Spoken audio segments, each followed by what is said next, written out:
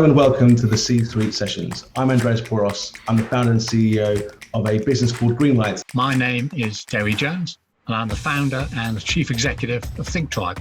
Greenlight brings traffic to your site. ThinkTribe makes sure it converts. We thought it would be good to have a forum where C-level guys can get together to get a sense of their story, the challenges that they face and the challenges that their customers face. and the tips and tricks we can share on the way. So this week on the show, we've got Callum, CEO of Linworks. Callum, perhaps you'd like to say a little bit about yourself? Sure. Thanks very much for having me on. Good to be here. So my name is Callum Campbell. I am the CEO of Linnworks. So Linnworks is a commerce automation platform. So you're probably thinking, what does that mean? Well, essentially, we help brands and retailers navigate the new world of e-commerce. So help them really answer the big questions of how do we help brands and retailers stay connected to their customers, wherever their customers are choosing to shop, so that the customers don't just have to shop at their website or their store, but we help them connect into platforms like Amazon or eBay into their websites. Then how do we help brands and retailers also connect all of their commerce operations, all the shipping, the warehouse management, ERP systems, fulfillment? How do we bring all of that activity into one central platform so that brands and retailers have that central control over their business? So that's what we do at Linnworks. That's fantastic. So how did you get into your current CEO role? Tell us a little bit about yourself. Yeah, sure. So I'm not actually the founder of Linnworks. I've got Don't say that as if that's some kind of terrible bit of a different story. Well, some people just assume I am. But my background, I studied engineering at the University of Bath. And then I left that and I graduated and my first job was actually in the city. So I worked as a trader at HSBC.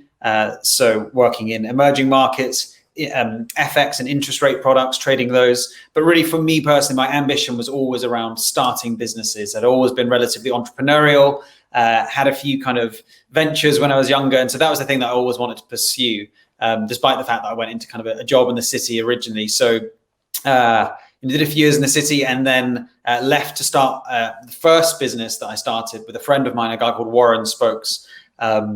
So Warren was actually, he'd started an e-commerce business where he was selling car parts online himself. So I left my job in the bank and joined this business with him. And we started doing that together. I've always got huge respect for people starting stuff up, leaving a steady job. I've done it myself. I've done a few startups. Yeah. Andreas and I, we know there's blood, sweat, and tears involved. So well done for going for it, mate. Oh yeah, no, it's definitely a big jump, but it was an exciting one.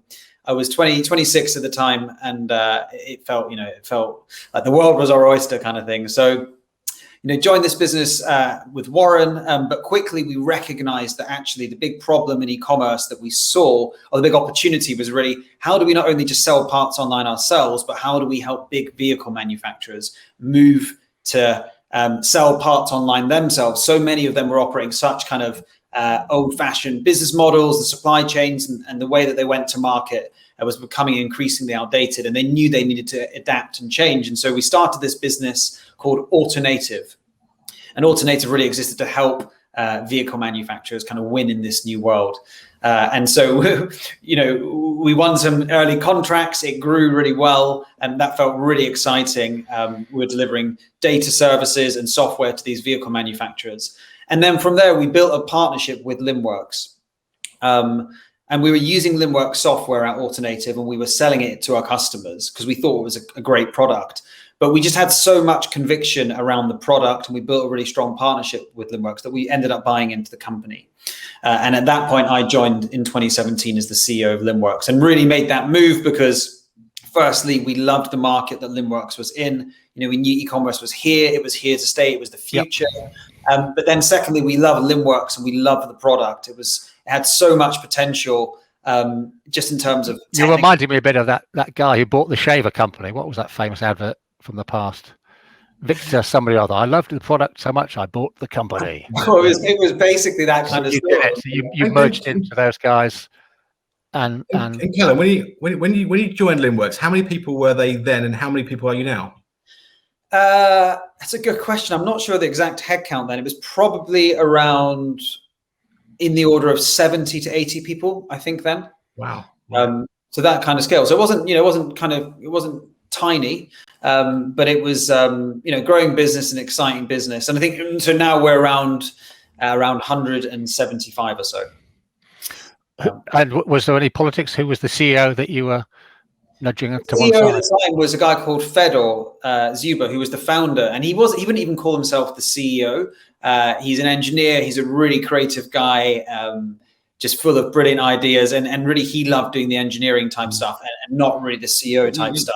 You see that a lot in the PE world and the VC world, where they find businesses where the founders are great at starting things, but not very good at growing things. And that's no criticism, because different people have different skill sets. And the best thing for those people to do is to hand over the keys to somebody else and then go and start something else off, because that's what they enjoy anyway. But it happens all the time. It's actually quite rare that the founder of a business is the long-term CEO. It's actually very, very rare.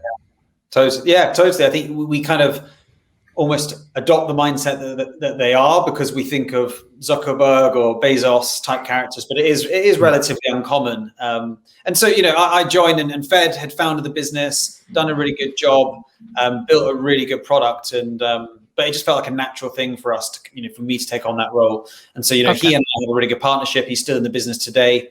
But yeah, it was just kind of a natural evolution for the business for it to kind of next level. That's really useful background. We've really got the caliber of you. That's really interesting. Let's look at some challenges then. It's a challenge we've all got running our businesses as chief executives. It's a challenge our clients have got when C-level guys at our client companies who are managing their teams. And we can't start this discussion without asking the big one: working from home, building teams, managing teams in this working from home environment. How do you scale and build teams? How have you done it? It's been challenging. I think it was a sudden change, wasn't it? And we were all office based, but it's been a really good challenge actually, I think, for the business, because I think working remotely, I think firstly, it sort of helps you identify where you're weak. I think the office in many ways kind of masked a lot of things. I don't know if you guys experienced this as well. But I think you're right. And I think I've also experienced it in terms of looking at various businesses that I'm involved in, where the first thing that seems to be highlighted as a gap isn't even people, it's culture. Because if you've got people working from home, you don't have a physical premises to tie people together, to remind them with big signs what the values are and things. So you suddenly find that actually, if your culture's not strong enough, that's what's the first casualty of work from home. And then the secondary issue is in how you reinforce that, I guess. If it's actually solid to begin with. Culture, and then like productivity is another one. It's like, were we actually productive, or did we just feel productive because we showed up to the office every day? And suddenly, I think it's good for employees as well, because employees can be like, well, I actually can probably use my time like more intentionally and not kind of just do a load of FaceTime, but I can get really focused on the things I actually need to get done today. So I think it helps us be more productive. Or forces us to become more productive. I think it helps you assess the quality of that management. Like, are we managing and organizing ourselves effectively to be productive? Are we managing and organizing ourselves to build good culture, to keep people connected? So it's definitely been really challenging, but I think net probably really good for us as a business. And we've obviously had to take action in different areas, and I think as everybody has to figure out how to do this. But I also found it quite interesting that different CEOs obviously have different ways of managing. So some have almost a natural distrust of people and a distrust of their employees, and assume that if people are given the chance to not work, they won't work. Whereas other CEOs feel as though, of course, they're going to want to work and be productive and do right for themselves and for us and for their families and whatnot. And so what you find is that those CEOs that distrust people feel there's a lack of management.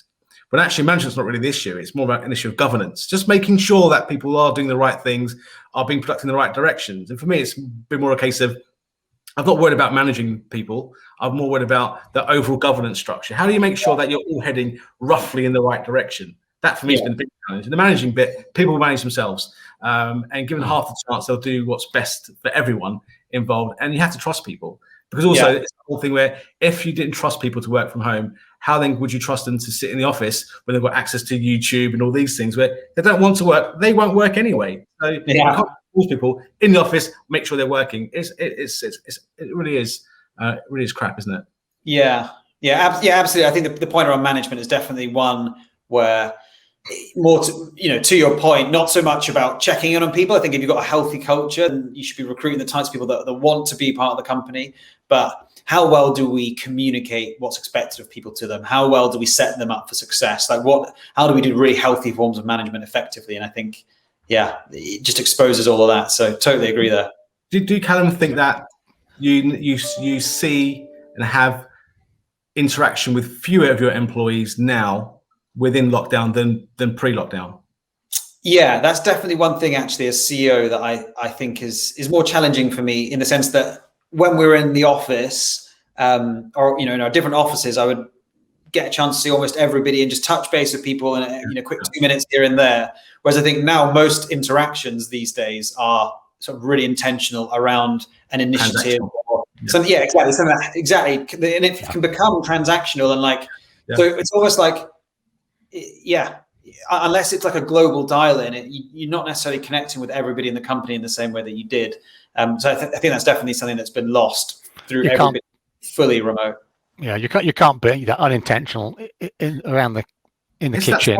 It's that spontaneity of bumping someone in the kitchen in the morning and asking them where they work in the organisation, and they're telling you that they're new and what they're struggling with or what they've really liked. It's that kind of informal feedback that you never get ordinarily.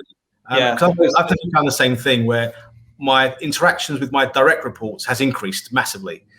We check in more regularly, we have more conversations, because obviously we're trying to manage things remotely. But my interactions with the more junior level of staff has gone down quite a lot compared to when it was. So it's a matter of now thinking about how do I start to engage in that kind of that informal, more spontaneous nature of things. It's really hard because I'm pretty sure most of my junior staff don't want me to randomly drop into their Teams call and say hello either. So it's really difficult to work out how to best do that. There's a great business guru from the 70s or 80s, I think, Richard. One of the Burt Jones, this guy, he was the CEO of ICI, a huge British company at the time, and he always said you've got to walk the floor, you've got to go down, chat to people. That's it. That's how you find out the pulse of the company, and that just doesn't happen. You just can't drop in. Oh, I've just clicked your button. Hi, just a quick Zoom chat. We're now, we think, getting to the end of all this. So, what does a new normal, Callum, for you look like in terms of working from home versus in the office?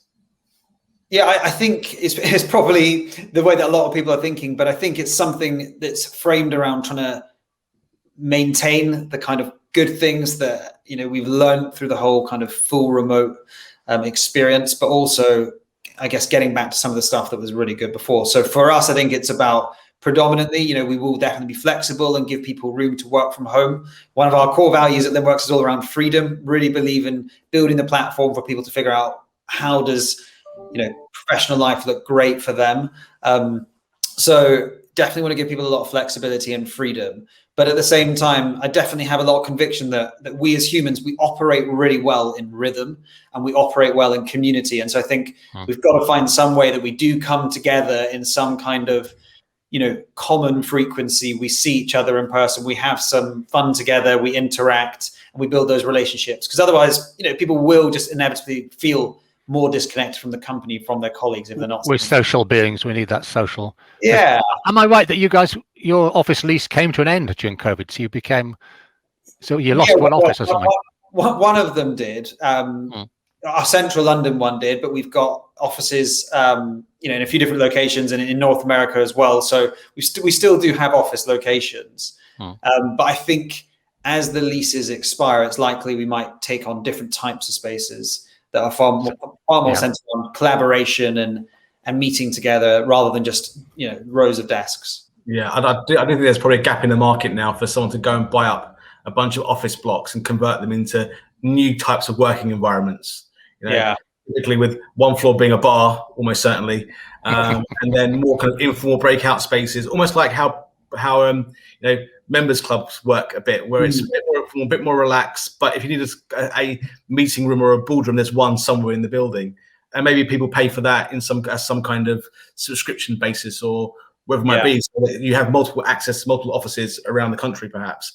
So I think there's a gap in the market for someone to rethink what premises actually do. But certainly, to Callum's point, the idea of having banks and banks of desks where everyone has their own desk and their trinkets on each desk and they're expected to be there for X number of hours, I think that's finished now.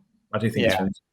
So let's follow on from that the question about the new normal. The other new normal we're in, of course, is Brexit.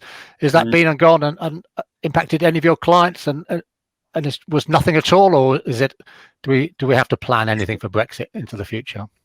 I think people are definitely still working through that. Our clients definitely still figuring out what the impact will be, but it definitely has had an impact in the short term. I think for a lot of our customers who are shipping products into Europe, that was a far smoother process historically than it now has become.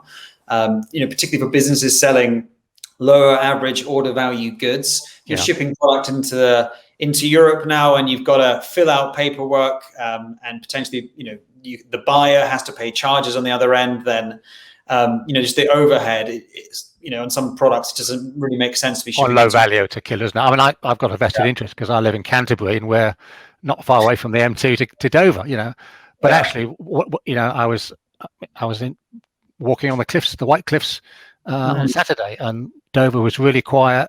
The statistics I'm seeing now is Dover's at 90% traffic of what it was before. There were no delays. So a lot of organizations have geared up for the paperwork, but that it is tricky for the low order value guys. Yeah, exactly. Yeah. And I think, for most kind of mid-size and enterprise businesses, I think they're just having to figure it out and be entrepreneurial. I think that's the great thing about businesses, is the very essence of businesses is that you have to be creative and adapt quickly. The market is constantly changing. The world is constantly changing. And this is just another change. So businesses are having to adapt, and it's amazing to see what they're doing. But it's definitely been a challenging few months. It'll be interesting to see how it plays out through the rest of the year. I think there's been it feels like a bit of a political standoff around some of the kind of nuances and the rules of what's happening at the ports and so on. So it'll be interesting to see where the dust settles. Yeah. Any changes in warehousing? Has anybody shuttered their warehouses and opened new ones? Or? Yeah, I think there's definitely a trend towards businesses, British businesses opening warehouses, essentially building a European subsidiary, establishing a subsidiary and then opening warehouses in Europe to hold stock there. So they move the stock into Europe, and then it essentially is European stock. And from that point, they can then sell into the European market. So it's definitely a common trend that's happening. I think a number of businesses, clients, they sort of thought we probably don't need to do that, and it's not going to get that bad. But actually, since the turn of the new year, we've definitely seen that as a growing trend. Again, being close to the continent here, my wife's German. My kids are bilingual, so I'm very, very pro-Europe. But we saw this thing in Kent that a lot of French companies would set up offices in Ashford because you could get here on the fast train from Lille or Paris. You could work here a day a week, 3 days a week, commute home. So I guess this British company's doing a similar thing across to Lille. You can get a train to Lille very easily from London, or just across in Boulogne or whatever. I don't know if the French are offering any tax breaks for British companies to set up there, but it's not that far away. France is very close, and then you bang, or Ireland, I guess. An Irish office is in the EU. Indeed. So I think when looking at COVID and Brexit, these are almost kind of medium-term things that we're kind of working through. In terms of your clients, Callum, and kind of the bigger picture, in terms of digital transformation and those types of things, what are you seeing amongst your clients in terms of key trends or key challenges that are important, you think? Yeah, there's definitely lots going on. So there's lots of things front of mind, but I think just to pick out a few, I think the first big trend that I think is really important to consider if you are in commerce, full stop, is what we call the rise of the effortless economy. So this is the idea that commerce is moving closer and closer to the consumer. It's increasingly happening wherever the consumer is spending their time. It's becoming increasingly effortless for us as consumers. So a good example of this is social shopping, the emergence of shopping on Facebook, the idea that you don't even need to leave your home to go down the street anymore to get product. You don't even need to go to a website. You can just buy product whilst you're on Facebook. It's becoming that effortless. And I think commerce is moving to wherever the consumer is. So all the digital platforms, Pinterest, BuzzFeed, YouTube, Google, they're all becoming commerce enabled. So it's increasingly effortless for consumers, both in terms of the buying experience, but also the fulfillment, the shipping experience as well. but that basically means it's really complex for brands in particular and retailers. How do we connect this complex world? Like if we need to go to our customers, we need to sell to them wherever they're spending their time and ship and deliver on their terms, etc. How do we connect this very fragmented world? And so I think that's like a huge operational challenge for brands to overcome. Is how do we win in the effortless economy? So I think that's the first really big one. I think every business is having to kind of figure out. We want to have an offering in store. We want to have it on our website. We want to have it on marketplaces, on social, etc. And then we see a similar thing. We've got big brands like Ralph Lauren doing the whole D2C thing for the first time in the last 5 years, and that's just ramping up like crazy. So there's a lot of D2C acceleration, which is a challenge for these. How do you think they're kind of coping with that? How do you think they're getting on? Well, again, it's different companies have different cultures and react with different pace. So some are quite slow. Some have tried to move quickly. So, a lot of we do is we try and help our clients move quicker and protect the customer experience. But some have said, we're going to re-platform. We're going to shift to this whole e-commerce new thing because our stuff is. I think we sometimes forget how difficult it is for some of our clients where they have to deal with shareholder interests, short-term shareholder interests in terms of investments. They've got to talk about legacy structures. So often it's a case that they don't actually have the teams structured in a particular way to do any of these things. And then start getting, that's why you have the chief transformation officer that makes an appearance, or the CXO and all these things, because they're trying to almost append a new department as opposed to try and change what's there already, because it's too hard to maneuver these massive entities. So, and often I think, I sit in boardrooms and I tell people, no, just do that. Just do it. Not really realizing that actually it's not so easy. Just because I've said just do it, it doesn't mean it can be done as quickly as it can happen in my business or in Callum's business or in yours, Derek. And that's kind of one thing there I think me and you do worked out quite quickly with the clients that we share, in that there's my frustration with what they're not doing from a marketing perspective, but then you explain to me from a tech perspective why that's the case, because you have to deal with that end of their business. It's that, how do you get these businesses to kind of move at a faster pace? Because that's what we're talking about, is people moving at a faster pace. They've all these natural advantages over everybody else. But you can see now we live in an environment with a new upstart, a new player in the market who's tech-driven from day one, could actually make some big inroads into these big entities and change things massively. Yeah, absolutely. I think the direct consumer stuff is just super interesting, because I think it's such a kind of prominent trend. Essentially, the internet has said, look, geography doesn't really differentiate anymore in the way that it once did. Internet technologies allow you to engage the customer like never before. And so, it's, the brands who are selling direct, they're typically driving more margin out of every sale because they're bypassing that kind of traditional retail network. But I think what's more important as well in direct to consumer for the brands is they're connecting with the customer for the first time. So they're actually, if they've always sold through a retail network, sometimes they just, certainly for our customers who are going direct, they've never really understood the end consumer like they do today. And so the opportunity to gather data and insight and then feed that back into their product development becomes huge. And it's almost like you've got to go direct. There's a snowballing effect where if you're a brand that's not, you've got less margin and less understanding of your customers. That's a really hard place to be if you want to win in the new world. So D2C as well, I think, just so significant. And certainly as a way to engender loyalty and have the ability to grab that customer and keep them forever, because you know who they are, what they bought, what they like, as opposed to relying on the retailer who has all that data, who isn't going to share it with you. Exactly. Absolutely. Interesting. Very interesting. Yeah, I mean, we I'm just thinking of some of the projects we've been involved with where companies have you start small and COVID's come along and they're now doing 4 times the turnover than they were doing. They've gone from 3 to 12 million or something. It's just astonishing how some and then finding out really quickly that they're not built for that kind of scale. So absolutely, it's amusing to me because back in the old days, you'd come across lots of companies who were running their stores on homegrown platforms that Dave in the back room built with JavaScript kind of thing. And now they're realizing that actually all those legacy systems aren't fit for purpose. And we're seeing this really persistent, aggressive rise of BigCommerce and Shopify Plus and all these things, where a lot of those homegrown platforms now have to be replaced with something more robust, because actually it's at a scale now which justifies doing it properly.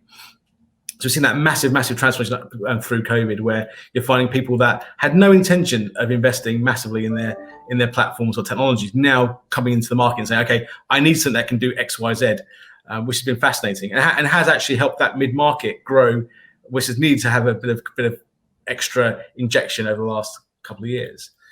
So it's not all bad. It's mostly bad, not all bad.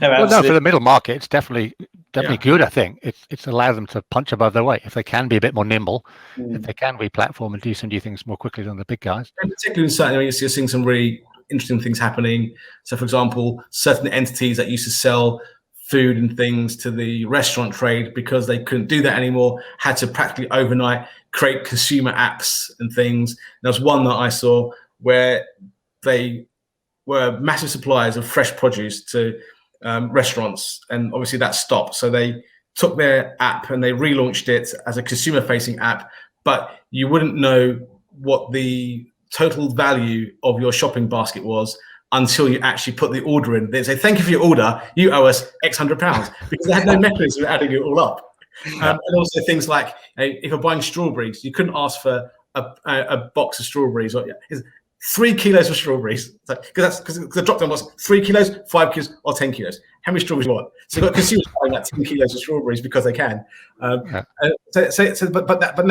now with that, they've now worked through that and built a good B2C experience, which now they'll have forever. So in that instance, necessity bred innovation, and we're seeing a lot of that, I think. And if there's anything good to come from all this, it's that it is forcing people to think a bit differently, be ambitious, and be nimble. And for a lot of people, it's working out really well for them. Yeah, I think that's why there's often this question of what's going to happen sort of post-COVID, and are we going to return to how things were? But I think the kind of innovation that has happened and the investment into new platforms, new ways of selling, it's like the investment's been made now. So I don't think any business is looking at, well, how do we go back to the old model? I think that how do we invest in this new model, because we know that it's future-proofed. So I don't think we're going to see like a massive kind of retraction of e-commerce, for example. There will be maybe less growth, but I think there's so much investment's gone in that it really is here to stay. I think what's also happened is that it's forced people to buy things online where traditionally they wouldn't have bought certain things online. And it's become habitual that they've worked out, actually, it's much easier to have Sainsbury's send me this stuff as opposed to me getting in the car and going down the road. So I think it has changed behaviors, particularly for that portion of society who were a bit slow in terms of buying most of their things online. And I think it's a net positive, certainly for online. Yeah. Even on the other end of this.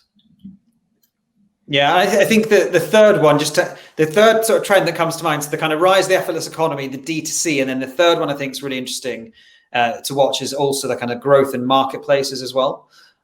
Just sort of to add a kind of final thought to this is, we've obviously seen like Amazon kind of on the rise and growing and capture so much market share through the pandemic. But what I'm finding really interesting to observe is the emergence of I guess two types of marketplace really. Firstly, so the marketplace, by the way, what I'm referring to, the marketplace model is a model where you operate a platform and you basically bring together the kind of sellers and the buyers, right? So the third-party sellers, third-party buyers on your platform. But what we're sort of seeing is I think Amazon becoming unbundled in two dimensions. Firstly, through category-specific platforms, category-specific marketplaces like Etsy or Wayfair or Zalando that are very targeted around specific verticals. So, Wayfair, home and garden, they provide a really good buying experience around home and garden that is a challenge for Amazon to meet that quality of experience because they're just a generalist marketplace that sells everything. So you've got the kind of growth in specialist marketplaces, and then you've also got the growth of platforms that allow brands to elevate their brand in a way they can't on Amazon. So again, this is where social commerce is becoming really powerful, is you can build your brand profile on Facebook in a way that you couldn't on Amazon. And so my sort of conviction is the marketplace model is so powerful because when you're a consumer buying in a marketplace, you are so empowered, you have so much choice that we're seeing marketplaces just capture more and more share of e-commerce volume. So there's more and more marketplaces popping up. They're capturing more of the volume. And I think it puts pressure on driving traffic to your own website. The cost of driving traffic to your website goes up in this context. So I think the big challenge is therefore, well, if marketplaces are capturing so much share, how do we play effectively with these different platforms as well? Because their share of the market just continues to grow, and there's newer and newer models coming to market around how to engage, how to really run the marketplace model well, which is just super interesting. I don't know if you guys are seeing much of that and much appetite in that space on your side. Yeah, I'd agree with that. I think what it's also done is it's made the traditional incumbents better as well, though. It's raised what it means to do well. And Amazon did that the most, where when they started doing things and next day delivery, 2-day delivery, then you have all these high street retailers had to try and follow suit. It's taken them a while, but they have come a long way. And some of my clients now, where historically you'd thought that Amazon would be a better experience or more efficient experience, actually wouldn't be the case anymore. There's actually lots of argument now to go to a traditional kind of high street online retailer because they can deliver things faster sometimes, better aftercare in almost all cases, and pre-sales, you can ask more questions. Whereas with Amazon, you can't really ask a question about anything to be reassured about anything. So you do have this leveling of the playing field where everyone's kind of caught up to a minimum level of customer expectation. So for me, it means that you have this interesting dynamic now. You have marketplaces, you have D2C, you have the traditional retailers doing much, much better, and you have Amazon in the mix. So it's become a really interesting time because all those models have their value. All of them have their benefits. Who wins out in the day, I don't know. But they're all doing some really cool, interesting things. And you can't really point to anyone now and say that group there are being left behind or they're laggards. Everyone seems to be fighting back and doing some really, really cool things. I mean, we're seeing it with one of our shared clients, Dixon's Carphone, with some of the customer support things they've been doing over lockdown. It's been fantastic, where you can physically see and speak to a person to talk you through how to install something or before you buy something. And that's differentiates them from Amazon and from everybody else, because they can invest that time and effort in service. And that you would never have guessed that 5 years ago, that Dixon's Carphone or anyone like that would be investing that kind of money into making such a great experience. Customer experience is king, isn't it? And so it's everybody's up in the game. Everybody wants to improve the customer experience, which has the challenge that I'm going to be changing a bunch of stuff, changing my staff processes, changing my technology, the scope to break it and make it worse in the transition. But let's make the transition towards better customer experience. On marketplaces, I'm not an Amazon fan. I think they're too big. It'd be nice to break them up or something, because they're just beyond the scope of this call, Derry. It is, yeah, that's right. But what an interesting thing, we've had the same marketplace thing years ago in the insurance sector. So we had the comparison websites, and yet you've still got people like Direct Line doing TV adverts, going direct, staying out of the marketplaces. So even in that really mature, the most commoditized thing out there is insurance, really, isn't it? Even there's scope for people to stay out of the marketplaces. So the two I think will always run in parallel. It's a natural. Interesting times ahead. We should meet up again in a year's time, Callum, and see how we've gone from today. I know it's going to be an interesting place in a year. See how the world's how it's all. We could do a follow-up call in person.